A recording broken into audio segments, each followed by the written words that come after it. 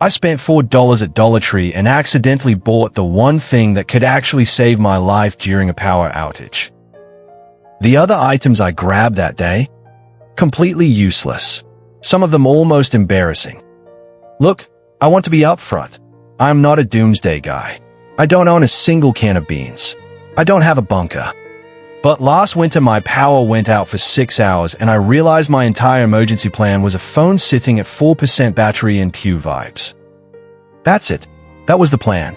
So the next day I walked into Dollar Tree and grabbed everything on the shelves that looked even slightly survivalish. And I want to rank them for you, from the biggest waste of money to the one item that genuinely surprised me. Stick around, because number one is something you have probably walked past 100 times in that store and never once thought twice about it. Starting at number 5, the candles. Look, I get it. Candles feel like the classic power outage move. Your grandma did it. It's romantic. It's nostalgic. But here's the thing nobody tells you. House fires spike during power outages specifically because of candles. You've got kids running around in the dark, pets knocking things over, and an open flame sitting on a table. It's basically a countdown timer to a bigger problem than the one you started with. Cute for dinner date. Not exactly a survival tool. Number 5, mostly style, very little substance. Number 4, the cheap plastic flashlight. $2. Feels solid enough in your hand. You think you're set. I turned it on, full brightness, and it died in about 20 minutes. 20 minutes. That's barely enough time to find your other flashlight, let alone survive an actual outage. Honestly, it lasted about as long as some of my past relationships, and that's not a good sign for either one. Moving on. Number 3, the glow sticks. Now these are genuinely fun. I'm not going to lie to you. Snap them, shake them, they glow. They're great for a kid's birthday party or if you accidentally end up at a rave. But as an actual light source to help you find your basement stairs in the pitch dark? Not really cutting it. It's more mood lighting than emergency lighting. If your goal is ambience during the apocalypse, sure, grab a few. If your goal is actually seeing where you're walking, keep looking.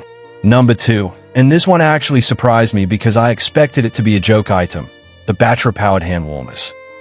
I picked these up thinking they were a novelty, but if your power goes out in the middle of winter, and you don't have heat for hours, these things genuinely help prevent frostbite on your fingers and toes while you're dealing with everything else. It's not going to heat your whole house, obviously, but for keeping your hands functional enough to actually do things, like light that flashlight or dig through a drawer, it's a surprisingly smart $2 buy. Respect where respect is due. Which brings us to number 1.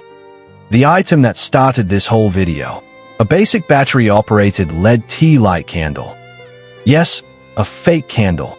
Stay with me here, because this is smarter than it sounds. It looks almost identical to a real candle. Gives off that same warm glow so the whole house doesn't feel like a horror movie set. But there's zero flame, which means zero fire risk, even if you've got kids or pets running wild in the dark. And here's the part that actually got me. The battery inside these things can last for hours, sometimes even days. Depending on the brand, way longer than that plastic flashlight that tapped out in 20 minutes. You can leave it running in a hallway, in a bathroom, wherever you need consistent light, and just forget about it. It's not flashy, it's not exciting, it's honestly the most boring item on this entire list to look at. But boring is exactly what you want when the power is out, and you need something that just quietly works without you having to think about it. Now here's the twist almost nobody talks about. Buy more than one. Most people grab a single flashlight and call it done. But light sources fail, batteries die, bulbs pop, and the real trick isn't finding the one perfect item. It's having backups of your backups. Grab 3 or 4 of these tea lights. They're basically $1 each, scatter them around different rooms, and now your whole house has emergency lighting for less than the cost of a coffee. That's the actual survival hack. It was never about finding one magic item.